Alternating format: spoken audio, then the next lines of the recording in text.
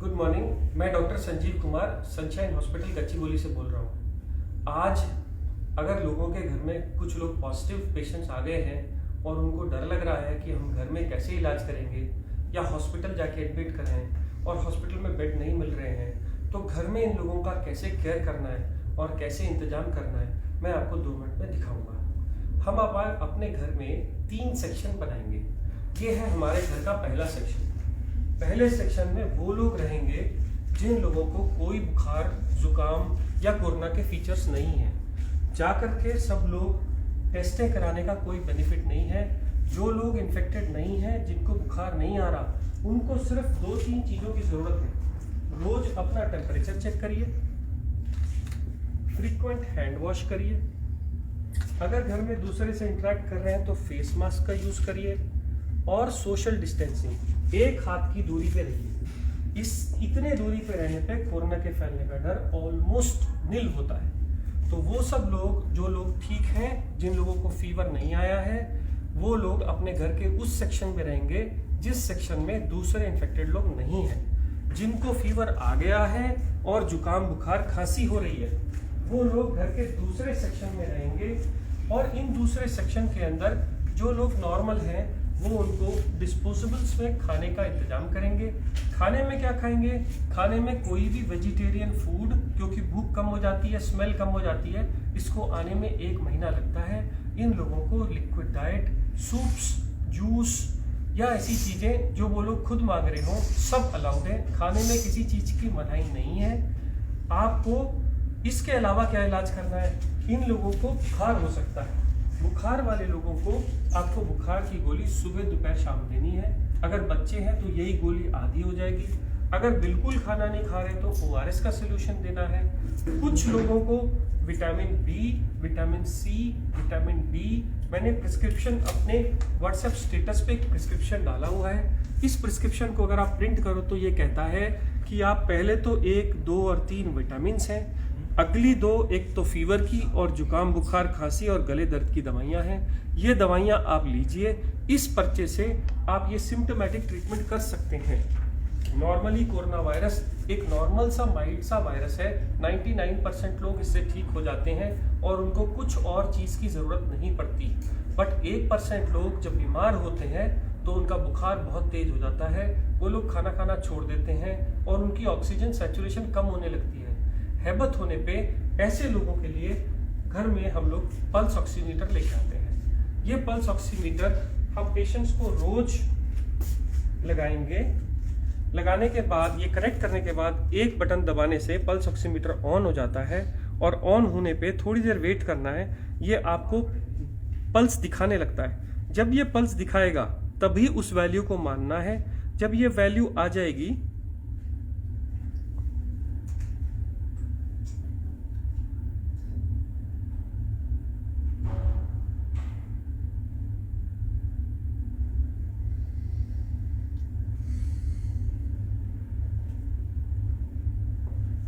तो oxygen saturation 100% बता रहा है। 90 से कम है तो ये पेशेंट सिक हैं। अगर 90 से ज़्यादा है तो डरने की बात नहीं है। मैंने इतनी देर इसलिए वेट किया क्योंकि पल्स ऑक्सीमीटर लगभग 30 सेकंड ले जाता है नॉर्मल सैचुरेशन बताने के लिए। अब मान लीजिए अगर ये लोग 90 से कम ऑक्सीजन पे आ गए हैं, अब इनको हॉस्पिटल की फैसिलिटी पे ले जा रहे हैं पर बेड नहीं मिल रहे, तो हम क्या करें? तो हम अपने घर का एक और सेक्शन सिक पेशेंट्स के लिए तैयार करेंगे, जिनकी एंट्री, जिसमें नॉर्मल लोग कोई भी एंटर नहीं करेंगे, और इन सब लोगों को हम 14 दिन के लिए आइसोलेट करेंगे। मान लीजिए अगर ये पेशेंट है और मुझे इनकी केयर करनी है, तो जो बहुत ज़रूरी वाली चीज़ें मैं आपको बताता हूँ। जब भी आप इस कमरे में जाएंगे तो आप एक बड़ा कपड़ा या कोई भी गाउन, जिससे कि आपके कपड़े इन्फेक्ट ना हो जाएं, वो गाउन पहनेंगे। गाउन के ऊपर मास्क, गाउन पहन के आपका ये पूरा एरिया कवर हो गया। अब आप इसके ऊपर एक नॉर्मल कोई भी मास्क या N95 मास्क लगा सकते हैं। ध्यान ये रखना है कि इन मास्क को इधर की तरफ हाथ से नहीं छूना। छूने के बाद स्टेरलाइज करना है, आंख में नहीं लगाना। आप सिंपल मास्क भी यूज कर सकते हैं, बट इसको रोज डिस्कार्ड करिए। अब क्योंकि ये इन्फेक्टेड जोन है, इसलिए मार्केट में ये प्लास्टिक की बनी शील्ड्स मिलती हैं। इसको अगर आप लगा लेंगे तो आपके सेक्रीशंस बाहर नहीं जाएंगे। ऐसे ही ये मरीज भी मास्क लगाएगा और ये भी शील्ड डालेगा। इससे क्या होगा, इससे उसके सेक्रीशंस और आपके सेक्रीशंस मिल नहीं सकते, आपको इन्फेक्शन होने का चांस बहुत कम हो जाता है। इस आदमी के साथ अगर आप टाइम बिताना चाहते हैं तो सोशल डिस्टेंसिंग के हिसाब से इससे ज़्यादा टाइम नहीं, ज़्यादा 5 मिनट से ज़्यादा टाइम ना बताइए। उनको खाने के लिए डिस्पोजेबल्स का खाने में दीजिए। जैसे मैंने पहले बताया, खाने में आप सब कुछ दे सकते हैं।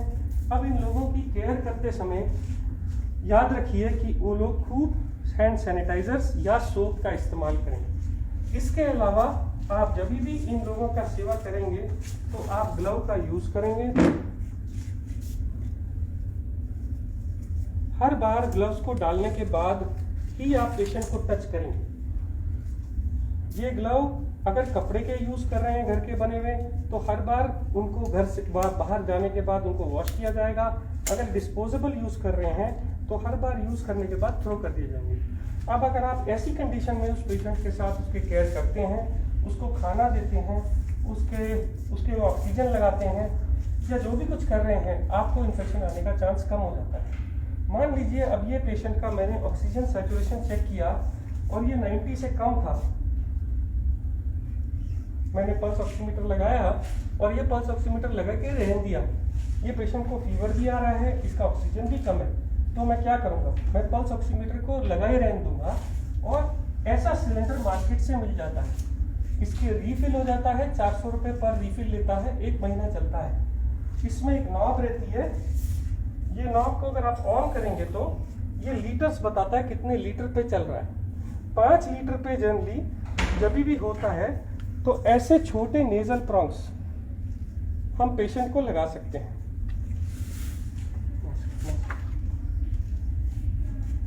ऐसे नेजल प्रॉन्ग लगा सकते हैं। नेजल प्रॉन्ग लगाने के बाद आप ये पल्स ऑक्सीमीटर की रीडिंग देखिए कितनी आ रही है। अगर ये 90 से ज़्यादा नहीं आ रही और पेशेंट को तभी भी हैबत हो रही है, तो आप ये नेजल प्रॉन्ग हटा के मार्केट से ये बड़े वाला मास्क ला सकते हैं। इस मास्क से अगर आप सिलेंडर पे लगाएंगे तो 10 लीटर तक एक पेशेंट को ऑक्सीजन दी जा सकती है। तब आप ऑक्सीजन चेक करिए, 5 मिनट वेट करिए ऑक्सीजन देके। इसके बाद भी अगर ऑक्सीजन इंप्रूव नहीं हो रही तो आपके पास लास्ट ऑप्शन बचती है हाई फ्लो ऑक्सीजन मास्क। ये मास्क के साथ एक गुब्बारा लगा रहता है, इसको जैसे हम ऑक्सीजन से कनेक्ट करते हैं तो ये ऑक्सीजन एक्स्ट्रा देता है और इसमें आप 15 लीटर तक ऑक्सीजन भर सकते हैं। ये गुब्बारा भर जाने के बाद जब आप लगाते हैं तो पेशेंट की हैबत या ऑक्सीजन सैचुरेशन इंप्रूव कर जाती है। इसको लगाने के बाद आप सैचुरेशन को देखते जाइए, जब वो 90 से ऊपर हो जाए उसको ऐसे ही रहने दीजिए। दिन में ये लोग मास्क 3 से 4 घंटे लगा सकते हैं और जैसे अगर हैबत होने लगे तो छोटे मास्क पे आ सकते हैं। और अगर हो सके तो सोते वक्त बेड एंड को थोड़ा ऊंचा करके रखिए। अब इस कमरे की सेफ्टी के लिए कि इन्फेक्शन बाहर ना जाए, घर का बना फिनाइल या कोई भी एंटीसेप्टिक सोल्यूशन से घर का पोछा मारिए। अब आप इस कमरे से जब बाहर आने लगे तो आपको सबसे पहला काम क्या करना है, ग्लव उतार के डस्टबिन में फेंक देने हैं और ये गाउन निकाल के आपको बाहर नहीं जाना। आप ये गाउन को हटा के उसी कमरे में छोड़ देंगे, मास्क शील्ड्स उसी कमरे में छोड़ देंगे और हैंड वॉश करके आप पूरा हैंड वॉश करके इस कमरे से बाहर आएंगे। 14 दिन तक अगर इन लोगों की ऐसे ही सेवा करी जाए तो ये लोग इम्प्रूव हो जाते हैं। अब इन लोगों की दवाइयों का क्या, मैंने जैसे पहले बताया था, मैंने अपने व्हाट्सएप स्टेटस पे एक और ट्रीटमेंट डाला है। ये ट्रीटमेंट उन लोगों के लिए है जिनको बेड्स नहीं मिल रहे, हॉस्पिटल फैसिलिटी नहीं है और दवाई देने का और कोई इंतजाम नहीं है। तो आप पुराने ट्रीटमेंट की तरह देखिए, ऊपर मैंने 4 मल्टीविटामिन लिखे हैं, उसके नीचे मैंने भूख लगने का सिरप लिखा है, नीचे हमने जो दवाइयाँ लिखी हैं वो सिम्टोमेटिक इलाज के लिए हैं, जैसे कि डेरिफिलिन, जैसे कि मॉन्टेलुकास्ट मैंने पहले बताई। इसके अलावा जो नीचे आने वाले इंजेक्शन या एंटीबायोटिक्स हैं जो डॉक्टर की गाइडेंस में लेने चाहिए, वो एक तो है डॉक्सीसाइक्लिन, सुबह शाम 5 दिन के लिए 10 गोलियां, ये लोग इतनी देर में इंप्रूव कर जाते हैं।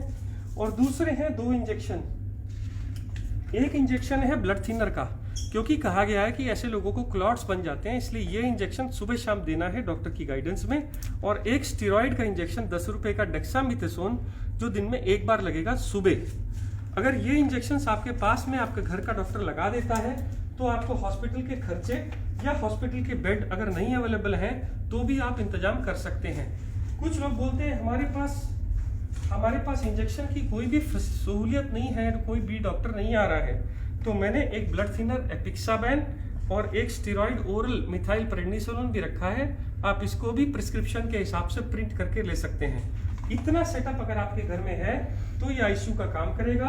मैं फिर बोल दूं, आपको sanitiser, face shield, face mask, bed जिसका बैक ऊंचा हो, 3 तरह के फेस मास्क, एक ऑक्सीजन सिलेंडर, घर में फिनाइल, एक कवर, बॉडी कवर जो सेवा कर रहे हैं, मेरा प्रिस्क्रिप्शन जो मेरे स्टेटस पे लगा हुआ है इसको प्रिंट करके रख लीजिए गाइडेंस के लिए, और कुछ दवाइयाँ जो सब उसमें रखी हैं। हर बार ग्लव्स का यूज करिए। ये एक आईसीयू सेटअप है, क्योंकि आज भी कोरोना की कोई स्पेसिफिक दवाई या वैक्सीन आनी है और इससे ज़्यादा ट्रीटमेंट अभी भी आईसीयू में नहीं हो रहा है। बहुत ही एक्सेप्शनल कंडीशन में 2 और दवाइयाँ हैं जो बगैर आईसीयू सेटअप के नहीं दी जा सकती। ये 99% इलाज हर लोगों तक अगर पहुंच जाए तो वो लोग जिनको मेडिकल सेवा अभी भी उपलब्ध नहीं है वो लोग अपनी सेवा या अपने घर वालों की सेवा कर सकते हैं। मैं doctor Sanjeev Kumar Sunshine hospital से बोल रहा हूँ।